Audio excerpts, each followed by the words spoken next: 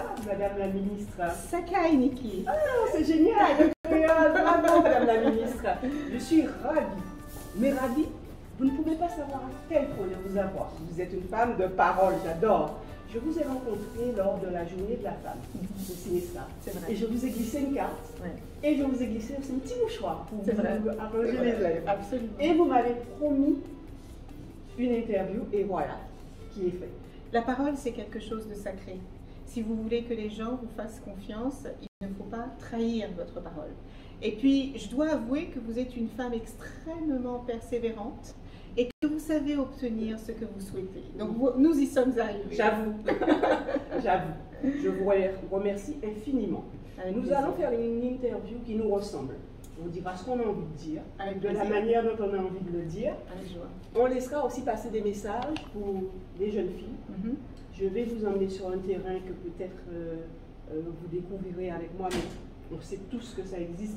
Le terrain aussi des hommes, des garçons. Oui. Et puis, on va clôturer la petite balade le long de l'hôtel. Ça vous va? Avec plaisir. Comme programme.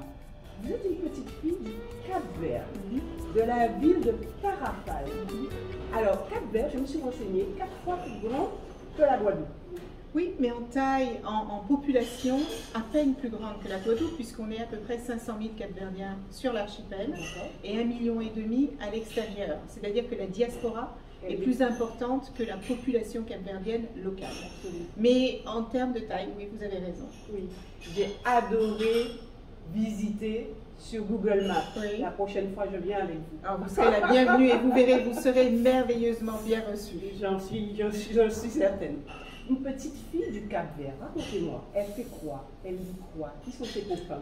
Alors, elle ne lit pas grand-chose parce que mes parents, on n'avait pas de bibliothèque parce que mes parents ne savent pas lire ni écrire, ni l'un ni l'autre. En revanche, je me souviens, parce que j'ai quitté le Cap-Vert, j'avais 6 ans et demi, je me souviens que j'allais à l'école dans la maison de mon grand-père, qui était accolée à la maison de mes parents. Et donc, pour moi, c'était juste traverser la cour et aller à l'école. Et très très jeune, j'aimais déjà beaucoup l'école parce que j'aimais apprendre, j'aimais lire, j'aimais écrire, j'aimais découvrir la vie dans un livre. C'était, et bien que j'étais petite, je voyais tous les champs du possible avec l'éducation. Déjà. Vous êtes une fille unique? Non, nous sommes 6 enfants et je suis l'aînée. Ah, comme moi. Jumelle de moi et jumelle dans la fratrie. Ah. Et donc, une fille aînée a des responsabilités, plus qu'elle n'en veut. Oui. Et vous êtes de celles qui prennent ces responsabilités. C'est ce que moi j'ai fait, hein, à l'insu de mon plein gré, mais j'ai adoré ça. Ça fait de moi la femme que je suis aujourd'hui. Racontez-moi cette petite fille qui aide ses parents à élever les frères et sœurs. Ouais. On est d'accord avec ça? Oui. Alors moi, je vous trouve extrêmement courageuse. Moi, je ne peux pas dire que j'adorais ça. Moi, j'aurais aimé avoir une enfance comme n'importe quelle autre petite fille, faite d'insouciance, faite de légèreté. Ça n'a pas été le cours de ma vie, mais là où je vous rejoins, c'est que c'est ce qui fait de nous ce que nous sommes aujourd'hui. Parce que les défis que la vie nous envoie nous amènent à être beaucoup plus fortes et à comprendre le sens des responsabilités très rapidement. Donc, nous, notre vie a commencé, en tout cas pour aussi longtemps que je m'en souvienne, elle a commencé par un drame familial puisque l'une de mes petites sœurs a été très grièvement brûlée. Et c'est comme ça qu'a commencé notre vie d'immigrés, puisqu'à l'époque, elle ne pouvait pas être soignée au Cap-Vert, les infrastructures ne le permettaient pas. Le Cap-Vert était encore une colonie portugaise.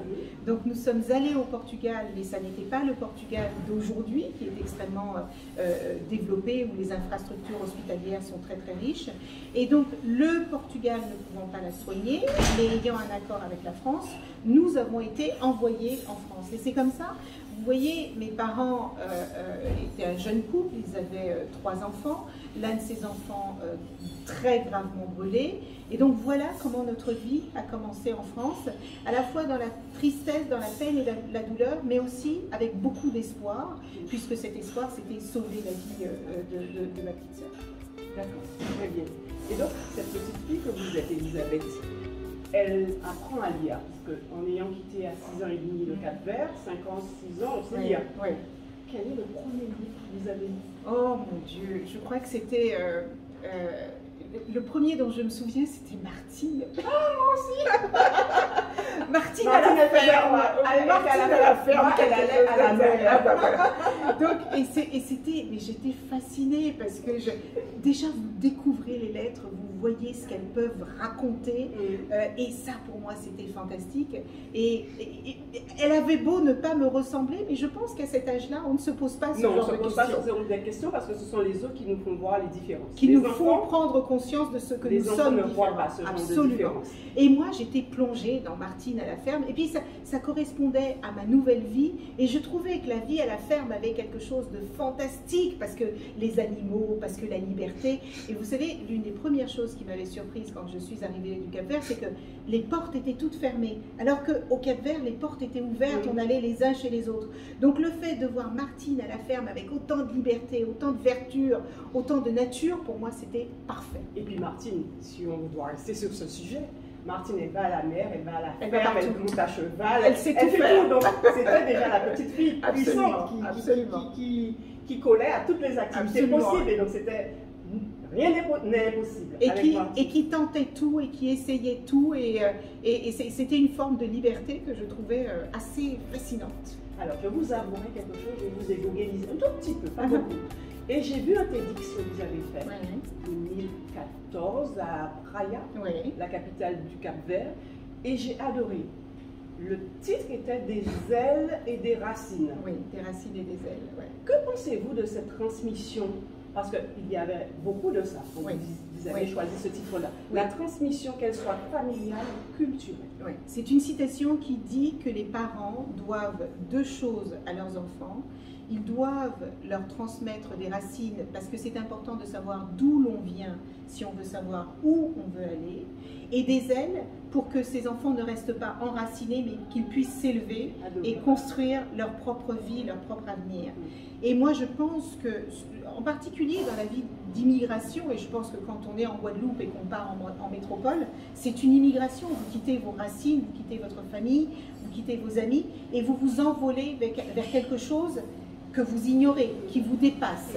Et j'aime beaucoup cette expression parce que je pense que nous avons des histoires extrêmement diverses, extrêmement multiples, et que ce qui nous permet de réussir, c'est d'être bien ancré. Ancré en soi, ancré dans nos racines, mais que ces racines ne nous empêchent pas de devenir autre chose. Ça ne deviennent pas des prisons. Absolument. Sous prétexte de rester enracinés. Absolument. Il y a un mot qui me vient, Sodaï. Quand je dis ce mot, on pense à Césaria Évora. Quelque chose. On pense à Césaria, mais avant elle, d'autres l'ont dit, mais c'est Césaria qui l'a rendu universel. Oui. Il y a un truc qui se passe à l'intérieur de moi, regardez.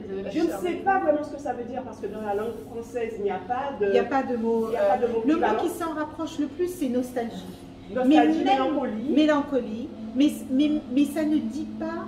Vous savez, moi je me suis beaucoup battue contre les personnes qui ne comprennent pas ce que c'est que l'immigration. On a des politiques qui stigmatisent l'immigration et je ne comprends pas ce que les gens ne comprennent pas dans la recherche d'une vie meilleure. Je ne comprends pas ce que les gens ne comprennent pas dans la recherche de la dignité. Je ne comprends pas ce que les gens ne comprennent pas quand une famille cherche à se sortir de la guerre, de la misère, de la pauvreté, des conflits, pour essayer de survivre. Et donc, d'abord je dis qu'on ne part. C'est assez rare, en tout cas dans l'immigration du sud vers le nord, c'est assez rare de partir par gaieté de cœur. On ne quitte pas son pays parce que... On ne quitte pas son pays, en tout cas dans l'immigration que je connais, il y a des personnes qui prennent des pirogues de misère, qui vont traverser la Méditerranée avec une chance sur deux d'arriver à bon port. Et quand bien même ils arrivent à bon port, ils peuvent se faire attraper et renvoyer chez eux, alors qu'ils se sont endettés parfois pour 2-3 générations. C'est terrible l'histoire de l'immigration. Vous voyez, immigrer par exemple de l'Afrique vers l'Europe, c'est pas la même immigration que quand moi je l'ai fait. J'ai fait le sens inverse. Je suis partie en Europe, mais j'ai aussi décidé, pour des raisons professionnelles, de revenir sur le continent africain. J'ai travaillé dans d'autres pays que l'Europe, mais c'était un choix. Mais quand vous partez, parce que vous n'avez pas le choix, et parce que c'est une question de survie et de dignité humaine, je pense que notre humanité devrait nous amener à considérer ces autres humains différemment. Et aujourd'hui, on est très très loin de ça. Et qu'est-ce que Sodade dit de tout ce que vous venez de me dire? Je pense que la Sodade, c'est cette idée que d'abord vous partez, mais vous ne savez pas si vous reviendrez. Alors, je suis partie aussi moi à 20 ans, je suis revenue 34 ans après, j'étais en région parisienne. J'avais des amis africains qui disaient l'Antillais il part pour retourner chez lui et l'Africain part pour ne plus revenir chez lui. C'est vrai. Néanmoins, quelque part dans sa tête, même s'il n'y retourne que pendant les vacances, merci. Il rêve de revenir chez lui.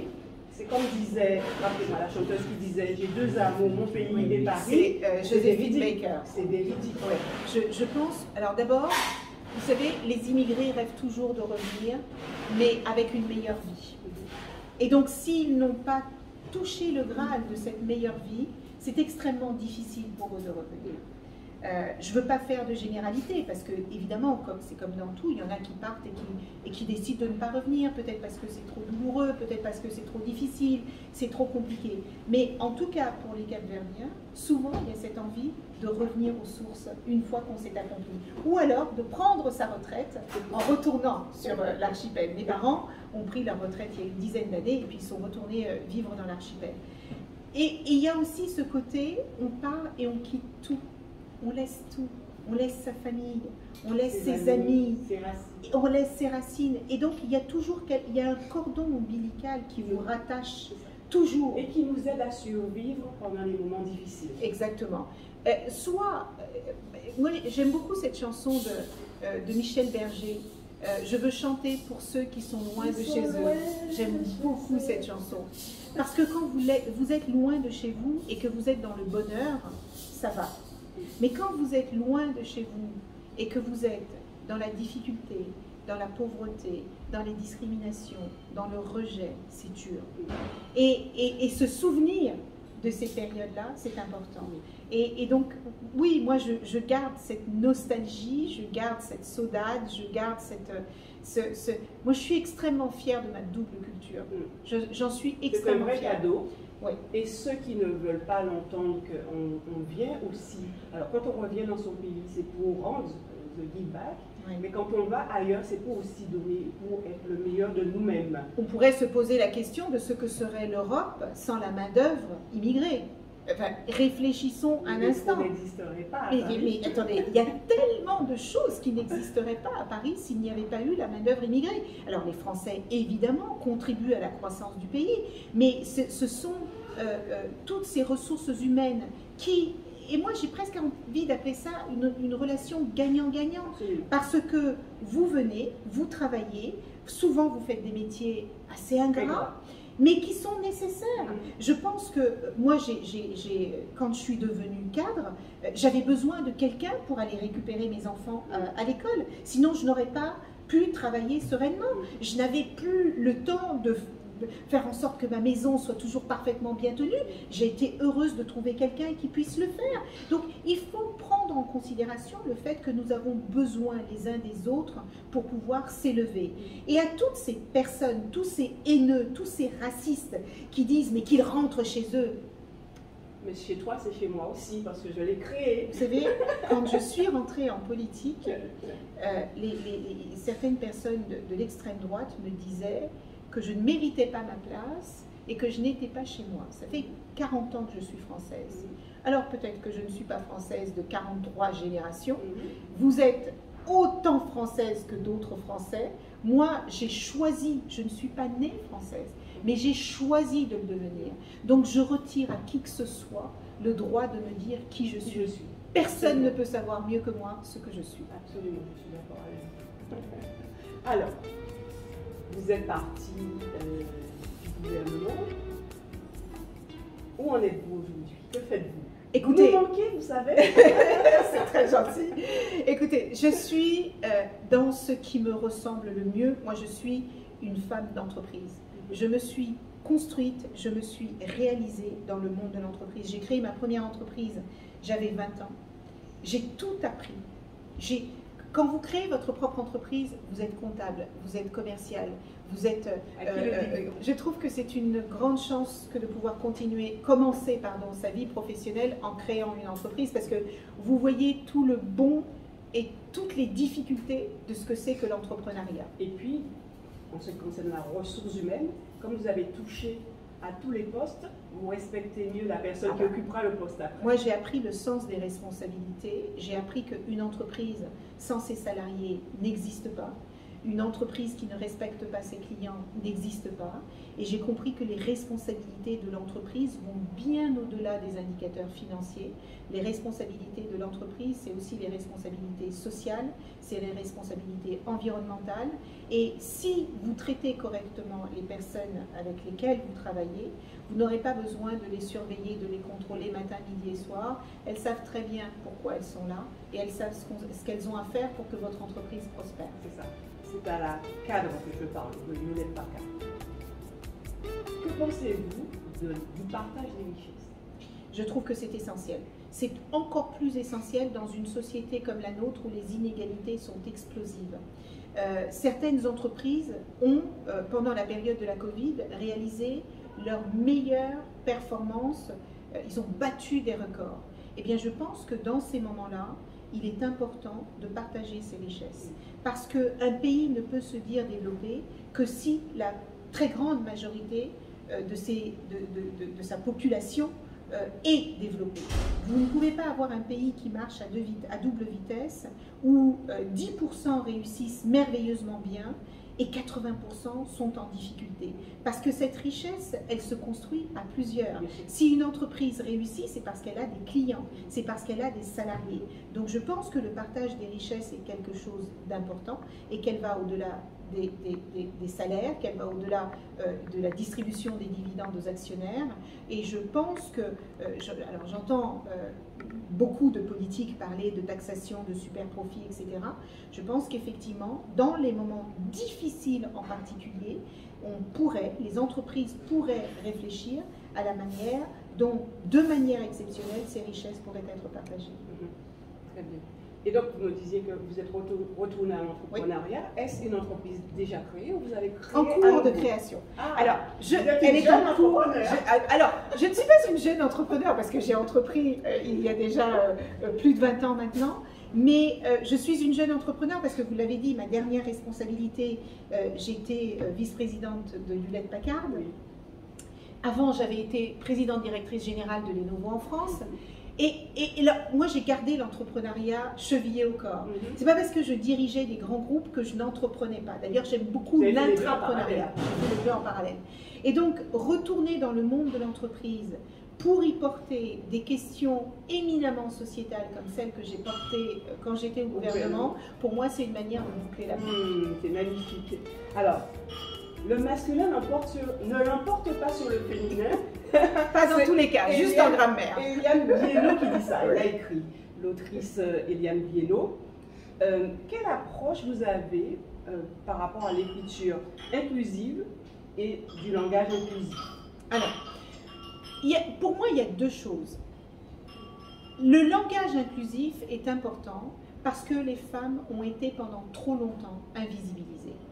Parce que, cher Niki, si je vous dis le boulanger se lève tous les matins à 5 heures pour faire son pain, ça n'est pas la même chose que si je vous dis le boulanger et la boulangère se lèvent tous les matins à 5 heures pour faire leur pain. Là où je suis beaucoup plus réservée, c'est sur l'écriture en point médian. Parce que tout le monde n'a pas la possibilité de comprendre cette écriture. Beaucoup de gens ne la maîtrisent pas. Notre langue est déjà relativement complexe. Si vous y ajoutez le point médian, ça peut, d'abord pour les personnes en situation de handicap, c'est compliqué. Ensuite, pour les personnes qui ne maîtrisent pas la langue, c'est compliqué. Et même pour les personnes qui maîtrisent la langue, savoir où mettre le point agréable, c'est compliqué. J'ai dû faire une capture d'écran, me dire ce n'est pas un tiret, c'est un point. Il faut que je le mette encore au masculin, que je rajoute un E, et si c'est au pluriel, que je rajoute ES. Et ben voilà, moi avec mon handicap visuel, mais c'est pas quelque chose de personnel, c'est une question de bon sens. Il faut faciliter les choses et moi, je suis en faveur. Vous savez, je suis une féministe convaincue dans la mesure où je crois que les femmes ont le droit d'avoir le même statut, la même considération et les mêmes droits que les hommes. Et je ne veux pas que cette question de combat pour l'égalité, parce que les femmes subissent encore de trop nombreuses inégalités, comme l'inégalité dans le travail, comme l'inégalité dans le partage des tâches domestiques, comme les inégalités dans la considération à l'extérieur. Un garçon ne va pas se dire, tiens, si je vais à tel endroit, je peux m'habiller comme ça, mais je ne vais pas m'habiller comme ça. Les filles, sans arrêt, elles doivent se poser ces questions. Et donc, je crois qu'il y a tellement de combats encore extrêmement importants à porter et qu'il ne faut pas que les combats du féminisme aillent sur des sujets qui risquent de nous éloigner et de nous diviser. Je pense que le combat du féminisme doit nous rassembler et pas nous diviser. Et il y a tellement de sujets sur lesquels nous pouvons aujourd'hui travailler pour nous retrouver que embrassons ces sujets-là et puis au fur et à mesure les choses se mettront en place. Je suis pour le langage inclusif, je suis beaucoup plus mesurée sur l'écriture en point médian. Très bien. Alors, on a déjà beaucoup de mal à faire accepter le sexisme, la violence psychosociale dans le travail, les violences faites aux femmes. Les violences domestiques, c'est un drame absolu.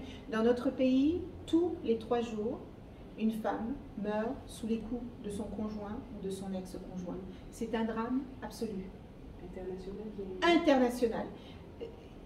J'ai eu les chiffres de l'Union européenne qui disent, tenez-vous bien, qu'il y a plus de femmes et de filles qui meurent dans le monde assassinées par un membre de leur famille, violence domestique conjugale, violence, les viols, les crimes d'honneur.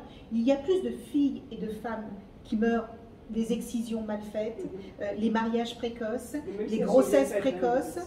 Mais, oui, mais les excisions ne tuent pas toujours. Elles tuent, mais pas toujours. Mais si vous mettez tous ces drames humains absolus, il y a plus de filles et de femmes qui meurent assassinées par un membre de leur famille ou un proche qu'il n'y a de personnes qui meurent dans les conflits de guerre. Alors justement, nous les femmes, nous avons pris ce projet de nous remettre à notre vraie place à bras le corps. Je voudrais vous parler d'une exception, les garçons. Les garçons aussi, le sexisme à l'envers. Depuis la nouvelle loi du 31 mars 2022 concernant les dispositions de la loi santé-travail, je suis appelée dans certaines entreprises pour prévenir du sexisme et des risques psychosociaux. Et plus d'une fois, j'ai entendu des hommes dire que j'étais harcelée, soit par des femmes. Je ne dis pas que c'est ni plus ni moins dramatique. Je dis que c'est un constat.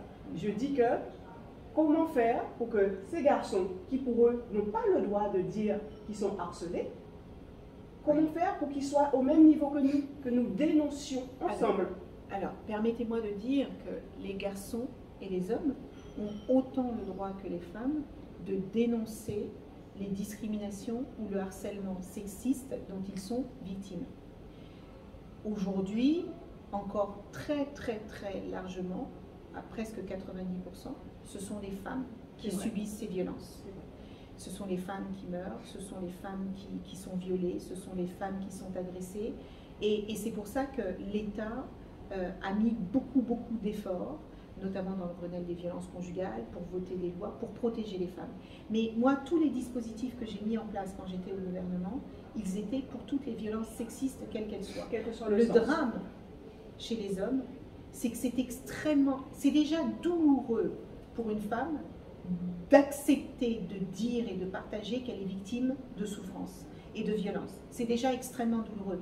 Imaginez pour un homme, surtout dans une société comme la nôtre qui est extrêmement patriarcale, extrêmement machiste, qu'un homme ait le courage de dire qu'il est violenté par sa femme, ça demande beaucoup de courage. Mais sachez que tous les dispositifs qui sont mis en place aujourd'hui sont faits pour les femmes et pour les hommes. Et je voudrais dire, parce que j'ai entendu des mères me dire « Oh là là, mais il n'y en a plus que pour les filles, et moi j'ai des garçons, mais comment? Et j'ai entendu des hommes me dire, même quand j'étais moi dans le monde de l'entreprise, dans les grands groupes avant, c'est, bah alors là, il n'y en a que pour les femmes, toutes les promotions ne sont que pour les femmes. Alors, oui, déjà on ne peut plus rien dire, mais il y a tellement de conneries qui ont été dites que si on arrête de les dire un peu, ça ne fera pas de mal. Mais c'est surtout de dire, en fait, nous, notre carrière, elle est stoppée parce qu'on ne fait que il n'y a que des progressions de femmes. Alors déjà, je leur dis, calmez-vous, les femmes, ça fait des décennies qu'elles attendent. Donc si on leur donne un peu la possibilité de se réaliser et de s'accomplir, ça ne sera que justice. Mais moi je le vois, si vous prenez notre pays, on a 40 grands groupes français, il y en a 3 qui sont dirigés, 4, qui sont dirigés par des femmes. Donc il y a encore du temps avant que les femmes soient injustes dans leur promotion ou qu'elles mettent en danger ces messieurs. Et moi j'ai toujours dit, ce combat on le gagnera si on y travaille de manière juste et équilibrée. Il ne s'agit pas de renverser une inégalité, il ne s'agit pas de faire en sorte que les femmes aient tout et que les hommes n'aient rien. Moi je dis que parce que nous les femmes, nous avons subi beaucoup de discrimination, nous savons combien c'est douloureux et il ne s'agit pas de le faire aux hommes. Il s'agit de rééquilibrer notre société parce qu'aujourd'hui, elle est gravement déséquilibrée et si on ne le fait pas pour une question d'éthique et de morale, on doit le faire parce que la contribution des femmes à la croissance, à l'économie, à la performance, à l'innovation de notre pays est essentielle. On ne leur fait pas l'aumône que de leur donner la place qu'elles méritent dans notre société. On ne fait que rétablir une inégalité qui a duré depuis trop longtemps. On ne fait que rétablir une égalité de droit. Dites-moi Elisabeth, comment alors manager comme une femme? Moi je ne crois pas qu'il y ait de management. On me dit souvent, alors qu'est-ce que c'est que le leadership féminin? Je ne crois pas qu'il y ait de leadership féminin ou masculin. Pourquoi je vous dis ça? Parce que j'ai rencontré des femmes qui étaient encore plus agressives que certains hommes. D'où ma question. Comment manager comme une femme? Je crois qu'il y a dans chaque femme et dans chaque homme une part de féminité, une part de masculinité. Elle est plus ou moins exacerbée.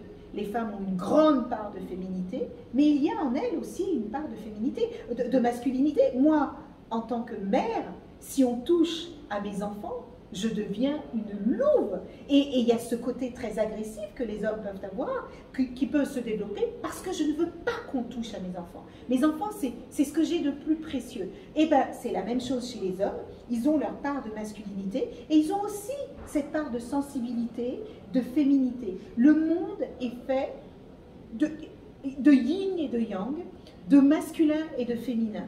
Et quand vous me dites comment est-ce qu'on manage comme une femme, alors les femmes ont la réputation, parce que toutes les femmes ne le sont pas, mais la réputation d'être plus bienveillante, d'être davantage à l'écoute, d'être davantage dans le collectif, d'être dans la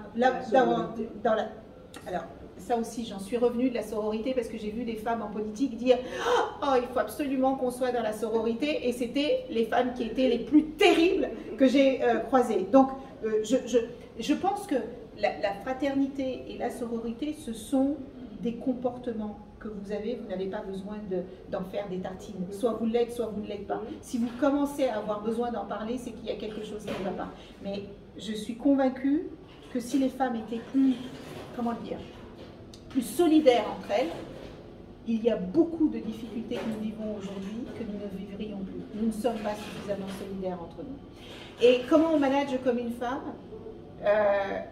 Je ne veux pas dire qu'on manage comme une femme parce que je pense que quand on est un leader, quand on est un manager, il faut avoir le bon équilibre. Il faut avoir à la fois de l'autorité, du courage, de la détermination.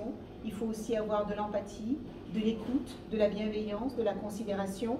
Alors, mais ça ressemble à ce qu'on attendrait de l'homme aussi. Exactement. Et c'est pour ça que je vous dis que pour moi, il n'y a pas véritablement de management féminin ou masculin.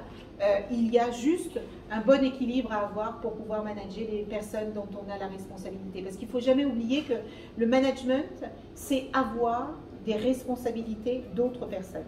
Et à partir de là, si vous n'avez pas un peu d'humanité en vous, je ne vois pas comment vous pouvez réussir. Nous en avons parlé tout à l'heure, le retour pays. Alors le retour pays, il n'y a pas d'âge pour le retour pays. Il n'y a pas d'âge. Moi je suis revenue, je vous dis, âge. Et vous avez des 25-30 ans. Moi, je suis partie à 20 ans parce que voilà, c'était plus compliqué ici pour moi. Il y avait tas de choses qui se mettaient en place. Bon, bref. On a une vague de jeunes qui se sont mobilisés pour dire que nous sommes diplômés, ça y est, on a quitté notre pays, on ne veut pas faire carrière ailleurs, qui reviennent. On a aussi une vague, ma génération, qui revient quelques années avant la retraite pour pouvoir y planter sa graine et rendre ce qu'on a reçu, ce qui est aussi très difficile.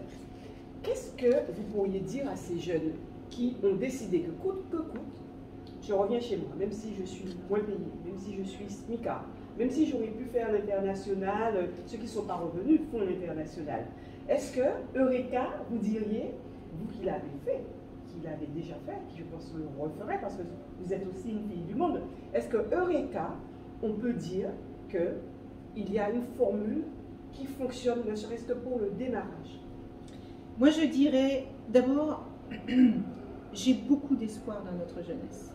Énormément d'espoir. Parce que cette jeunesse, elle est extrêmement bien formée. Elle est créative, elle est curieuse, elle est ouverte sur le monde, elle est ambitieuse. Elle a des défauts comme tous les jeunes. Nous avons été jeunes, laissons-leur leurs défauts. Mais faisons-leur confiance pour porter ce monde. Moi, je vois des jeunes porter des combats aujourd'hui. Greta Thunberg, notre génération n'aurait pas eu de Greta Thunberg. Vous avez cette gamine qui se bat pour la planète.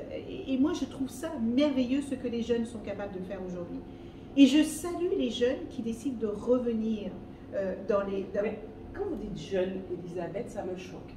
Parce que ça coupe la population en plusieurs parties. Alors, je parle des jeunes et je vais parler des autres après. C'est ça. Mais je parle des jeunes parce que là, je m'adresse aux jeunes qui partent étudier. Moi, j'ai un vrai sujet sur la fuite des cerveaux. Vous voyez? Parce que quand on a notre âge, effectivement, on revient dans l'idée du give back. C'est pas la même chose que ces jeunes qui font leurs études et j'en ai rencontré plusieurs qui m'ont dit moi, je veux retourner apporter quelque chose à mon pays, créer mon entreprise là-bas, ma structure. Effectivement, je gagnerai moins, mais vous savez, l'argent n'est pas tout. C'est important, mais ça n'est pas tout. Parfois, il vaut mieux gagner moins et avoir des conditions de vie où vous ne risquez pas le burn-out à tous les instants, où vous n'êtes pas dans un état de stress à tous les moments. En fait, il faut choisir la vie dont on a envie. Et ces jeunes, et ensuite je vous parlerai des moins jeunes, quand ils décident de revenir, ils ne peuvent pas y arriver seuls. Il faut que nous créions des conditions pour qu'ils puissent trouver leur place, pour qu'ils soient accueillis comme il se doit. Nous, ben, je pense que c'est l'État, je pense que c'est les associations, je pense que ce sont les organisations locales. Moi, je suis revenue, j'avais presque besoin de rien. Oui. Je viens et je suis dans mon give back. Je crée le réseau Meetup et l'entrepreneur. J'occupe tous les postes. Je fais les photos, je publie, je fais les communications, je cherche mes interviews et j'envoie un message à qui le doit, dans l'un des conseils régionaux, généraux, et rien. Alors, Niki, imaginez-vous qui avez l'expérience, qui avez le réseau, qui avez les connaissances. Si vous subissez ça, imaginez quelqu'un qui rentre dans le marché de l'emploi, qui n'a ni les réseaux, qui... je vais créer ce réseau, c'est ce que vous disiez, créer son métier. Mais ça demande ce réseau. Vous savez ce qui m'a le plus touché? À chaque meet-up, il y avait une ou deux femmes qui pleuraient. Elles ne savaient pas qu'il y avait d'autres sœurs qui avaient vécu les mêmes choses, qui étaient aussi isolées et qui savaient faire autant de choses. Mais c'est pour ça qu'il y a de plus en plus de jeunes rapatriés, repatriés, qui créent des organisations, qui créent des associations pour aider ceux qui veulent revenir. Ben moi, je salue ces initiatives-là parce que je crois beaucoup au partenariat public-privé. Je pense qu'il faut mettre la main à la pâte, que l'État fasse sa part, que les entreprises fassent la leur et que les associations fassent la leur. Et c'est cette combinaison, ce triptyque vertueux qui fait que vous pouvez vous sentir bien accueilli, qu'on va vous dire, tiens, à tel endroit, il y a un appartement qui est en location, à qui on va dire, il faut aller chez Pôle emploi ou il faut aller dans telle entreprise qui recherche quelqu'un. En fait, il faut créer un écosystème qui vous permette de retrouver vos marques. parce que vous êtes parti 3, 4, 5, 6 ans, et parfois 30 ans, et vous revenez et il faut réapprendre avec humilité à revivre dans un pays qui ne vous a pas attendu, qui a avancé.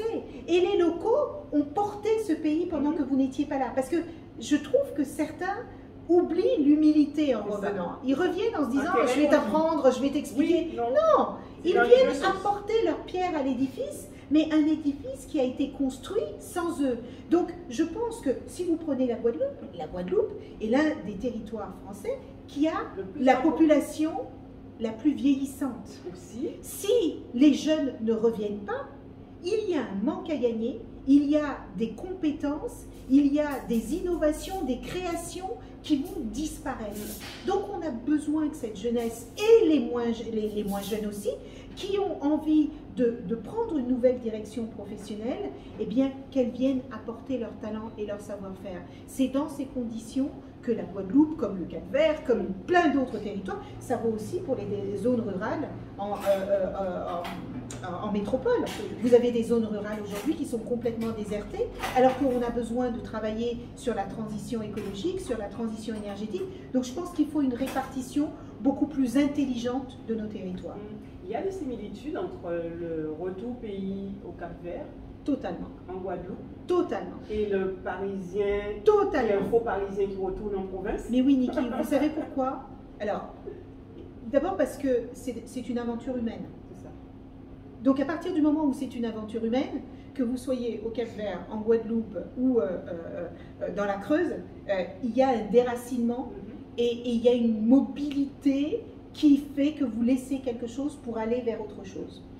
Ensuite, évidemment que c'est beaucoup plus facile quand ça se passe en France, parce que les infrastructures sont beaucoup plus étoffées, beaucoup plus riches, parce que l'État est beaucoup plus structuré, parce qu'il y a quand même des aides, des accompagnements, il y a énormément de choses qui existent en France, qui n'existent pas dans plein d'autres pays. Prenons ça comme une chance, saisissons-nous de cette chance pour pouvoir avancer. Elisabeth, la diversité et l'inclusion, c'est l'un de vos chevaux de bataille, je crois. Ah, c'est un sujet qui me tient extrêmement à cœur parce qu'aujourd'hui, si vous êtes une femme, vous êtes discriminé. Si vous êtes une personne en situation de handicap, vous êtes discriminé. Si vous êtes une personne de couleur, vous êtes discriminé. Si vous êtes une personne... En fait, il y a 25 critères de discrimination prohibés dans la loi, y compris l'âge. Et je crois que vous disiez tout à l'heure que vous êtes toujours plus jeune ou le plus vieux quelque part, de quelqu'un. Eh bien, je pense que c'est vrai et ces lois existent, elles sont listées et la France est l'un des pays qui dispose de l'arsenal législatif le plus complet, mais la mise en œuvre est souvent complexe et difficile. Et moi, parce que je venais du monde de l'entreprise et que je crois qu'il est important de donner la chance à tout le monde de réussir, parce que le talent, la motivation et l'ambition n'ont ni couleur de peau, ni genre, ni origine culturelle ou sociale. Je voulais créer un outil pour les entreprises qui leur permette de prendre une photo à l'instant T de leurs collaborateurs et de leur organigramme et de se rendre compte s'ils sont véritablement ouverts au recrutement des personnes issues de la diversité ou non.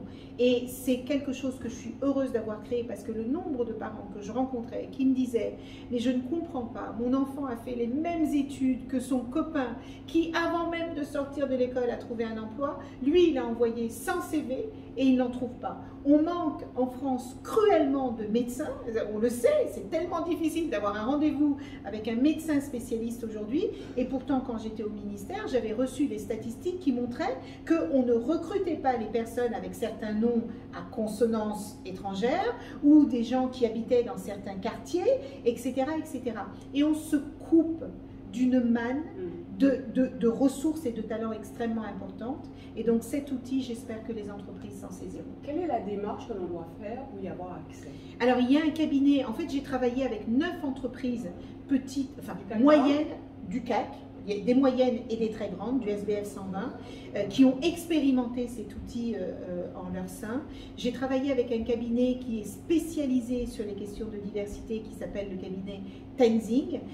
J'ai travaillé avec la CNIL, parce qu'il fallait que ce soit évidemment quelque chose de RGPD compatible, et on a cadré cette structure pour que les entreprises se sentent complètement à l'aise dans l'utilisation, et pour le coup, ce ne sont pas elles qui mesurent la diversité, ce sont leurs propres collaborateurs qui disent « voilà qui je suis ».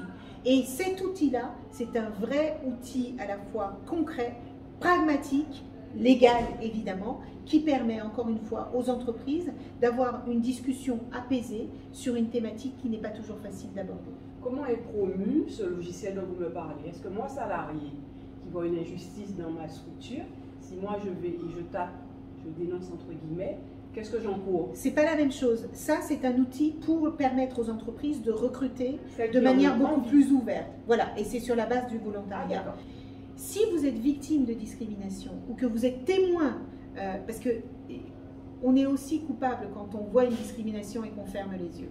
Et eh bien, vous avez la possibilité d'appeler le 3928, c'est une plateforme qui est portée par le défenseur des droits, ou alors sur internet antidiscrimination.fr. Et là, vous avez accès à des juristes, à des experts qui vont vous diriger vers les bons services, qui vont vous accompagner soit dans le dépôt d'une plainte, soit pour vous expliquer vos droits, soit pour vous expliquer, parce que parfois on peut croire que c'est une discrimination, mais ça n'en est pas une, mais au moins vous ne restez pas seul avec votre discrimination. Il n'y a rien de plus terrible que de se sentir blessé dans sa dignité et de n'avoir aucun accès ou se renseigner ou déposer plainte ou se faire entendre. Et cette plateforme est là pour ça. Alors nous sommes au mois d'octobre.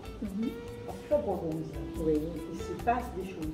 J'ai vécu ces 15 derniers jours dans une truc là avec des copines où elles ont été alertées, non seulement par la publicité, ce qui est une bonne chose, qui les a poussées à aller faire ce qu'il fallait faire et qui alerte, alors des fois bonnes, des fois moins bonnes, mais alerte quand même pour montrer c'est précieux les seins que le bon Dieu t'a donné. Mais le corps humain est précieux. Si vous regardez bien, on ne s'intéresse véritablement à notre corps, au-delà de l'aspect esthétique, que quand on a un bobo. Il ne faut pas attendre le bobo. Et moi, je salue les associations qui se sont engagées dans Octobre Rose. J'ai rencontré la présidente ce matin de la Ligue contre le cancer pour la section Guadeloupe et je les remercie parce qu'elles ne cessent de répéter qu'avec un dépistage, vous pouvez sauver votre vie. Un simple dépistage qui va durer 15 minutes, c'est des palpations et vous pouvez sauver votre vie. On a la chance de vivre dans un pays où vous recevez un courrier pour vous dire si vous avez tel âge, allez vous faire dépister. Gratuitement. Alors je vous l'ai dit, mesdames, faites-vous dépister, vous sauverez parfois vos vies. Il y a une nouvelle chose qui se rajoute. Les hommes aussi ont le cancer des seins. Oui.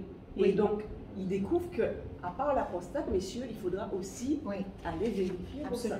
Absolument. Et il est temps que tous ensemble, hommes et femmes, nous y allions. Voilà, et nous nous préoccupions de notre santé. J'ai constaté que les femmes sont beaucoup plus vigilantes sur leur santé que les hommes. Certains hommes attendent trop longtemps et ça peut coûter des vies. Donc, il faudrait aussi que les hommes prennent l'habitude d'aller se faire dépister pour, ma foi, prendre soin d'eux. Super. Des cercles de femmes, je pense que vous en avez déjà entendu parler. Ce sont des regroupements de femmes afin de mettre en place l'intelligence collective. J'en ai déjà créé, je pense encore en créer. Dites-moi ce que vous en pensez. Je pense que c'est essentiel. Je pense que c'est essentiel parce que les femmes... moi j'ai appris dans le monde de l'entreprise, mais encore plus dans le monde politique, combien le réseautage est quelque chose de fondamental pour la réussite parce que personne, absolument personne, ne réussit seul. J'aime bien cette image qui dit qu'une bougie, pour s'allumer, a besoin d'une flamme. Sinon, elle reste éteinte. Et bien, les cercles de femmes, pour moi, c'est cette image-là. C'est de dire que nous avons besoin les unes des autres pour nous entraider à allumer différentes bougies. Et c'est pas quelque chose de naturel chez les femmes. D'abord parce que Ça se faisait dans les villages, oui, en Afrique, dans les communes en Guadeloupe. Tout à fait. Les Mais en fait, on n'appelait pas ça du réseautage. En fait, c'est le mot qui est galvaudé. Parce que quand vous créez des cercles des femmes, c'est pourquoi? C'est pour créer une sorte de solidarité qui va permettre aux unes et aux autres de réussir avec un peu plus de facilité parce qu'il y a une entraide naturelle qui se met en place. Et dans nos sociétés modernes, ça a disparu, mais les hommes continuent de le faire merveilleusement bien. Sauf que nous, les femmes, on sort du travail, on court, il faut aller faire les courses, il faut aller chercher les enfants, il faut ceci, cela, et on se dit, mais j'ai pas le temps d'aller prendre un verre et de raconter ma vie là. Sauf qu'on ne se rend pas compte que c'est souvent dans ces cercles que naissent les opportunités, que c'est souvent dans ces cercles qu'on va trouver l'aide dont on peut avoir besoin à un instant T, l'idée dont on peut avoir besoin, le banquier dont on peut avoir besoin, etc., etc. Donc moi j'encourage les femmes à créer ces cercles et encore plus j'encourage les femmes à y participer. Vous verrez, on y perd très rarement son temps. Alors on va faire un petit truc à la cool. Si vous étiez, d'accord. Si vous étiez un livre. Ah, si j'étais un livre, il y en a tellement. Martine, je sais. Martine, c'est sûr. Martine en Guadeloupe. Oh là là, oh là là. Mais ouais, mais j'aimais beaucoup Glissant, j'aimais beaucoup Césaire, j'aimais beaucoup Hugo, j'aimais beaucoup. Des Glissants. Bien sûr. Il y a des auteurs chez nous qui seraient des. Alors, évidemment, moi je les connais moins. Parce que j'ai pas grandi au Cap-Vert, mais Eugène Ustaval, c'était un immense poète, un immense écrivain. Je pense qu'il y a, si vous voulez, et ça c'est probablement l'une des choses qui m'a manqué quand je suis arrivée en France, c'est qu'on était coupé de notre culture capverdienne. Comme vos parents ne lisaient pas, ils ne pouvaient pas... Voilà, exactement. Mais en fait, je me rends compte... Ils ont appris à lire. Alors, ma mère un peu, mon père non. Mais en vérité... Je trouve que ce qui est intéressant dans le monde d'aujourd'hui, c'est que vous pouvez être un jeune Guadeloupéen, suivre des cours à Boston, ou alors à Montréal, à Paris, à Montpellier. Vous pouvez... Dans mon jardin à 7 h du matin. Non, mais il y en a qui le font à 5 h du matin. Mais ça, c'est une chance extraordinaire. C'est une chance extraordinaire que d'ouvrir votre ordinateur et d'avoir accès à tous les savoirs dont vous pouvez avoir besoin. La bibliothèque s'ouvre où il y vous vous rendez compte? Il fallait ramener le livre tel jour à telle heure. Alors moi, je reste nostalgique du papier. J'aime les livres parce que j'aime surligner, j'aime corner les pages, j'aime les reprendre quelques années après et relire des passages, etc. Mais je crois que aujourd'hui, avoir accès au savoir, c'est pas le plus difficile. Un livre. J'ai adoré Les Cerfs-Volants de Kaboul. Je suis une grande fan d'Hugo, donc tout ce qui est Les Misérables. J'ai une lecture très classique et traditionnelle. Je lis aussi beaucoup de livres de développement personnel. Là, tout de suite, j'essaye de me souvenir quel livre j'ai lu tout récemment qui m'a marqué. Je crois que c'était sur l'intelligence artificielle. Et c'était Hervé Cuyandre. On va chercher. On va chercher. Si vous étiez une boisson. J'aime beaucoup le jus de bissap. J'en ai qui poussent dans mon jardin en ce moment. J'aime beaucoup la goyave, j'aime beaucoup la mangue, j'aime beaucoup les fruits tropicaux. Si vous étiez un animal. Le lion.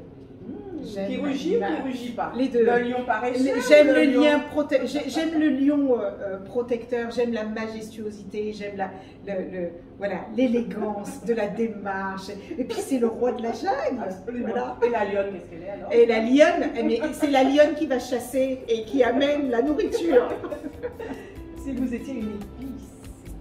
Si j'étais une épice, le curry. Et le gingembre. Et le gingembre, j'adore le gingembre. Si vous étiez une danse. Ah, mon Dieu. La coladeira. Ah oui, on fera tout à l'heure. On essaiera. Alors, quel est le plus grand de vos rêves, pas encore réalisé, avouable?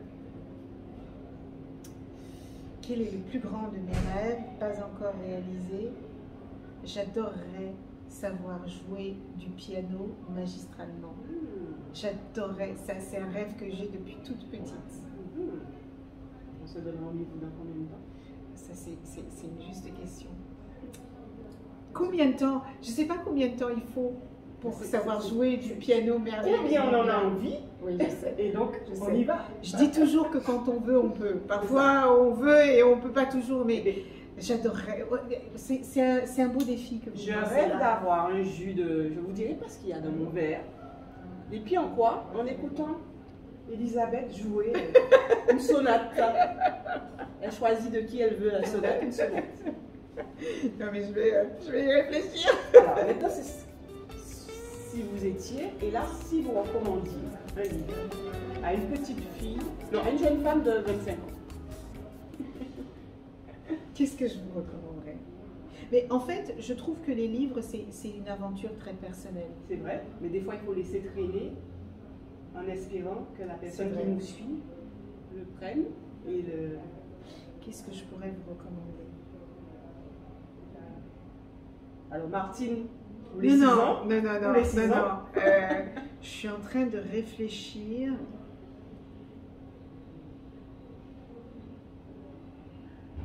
Est-ce que ce serait la couleur des sentiments? Est-ce que Pourquoi pas? Ça pourrait être... Parce que... C'est violent. Oui, mais c'est puissant et c'est beau. Ma mère l'a lu, elle en a peur. Ouais. Elle m'a dit, ne me donne pas des livres comme ça à lire. Mais il était bien. Oui, mais ça vous pousse beaucoup à réfléchir sur la nature humaine, sur le beau et le moins beau de l'histoire.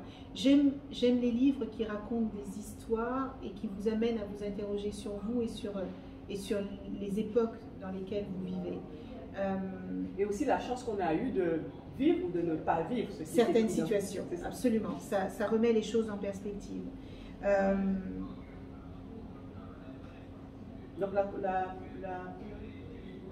des sentiments. La couleur des sentiments, L'étranger aussi de Camus, c'est un livre qui m'a beaucoup marqué. Je vais y réfléchir et peut-être qu'il y a d'autres choses qui vont ça sur les postes. Un pays. Recommandé. Sauf la Guadeloupe, je sais que vous êtes déjà une sœur de cœur. La Guadeloupe, bien évidemment. Et moi, je vous recommande le Cap-Vert. Un autre pays. J'ai adoré le Brésil.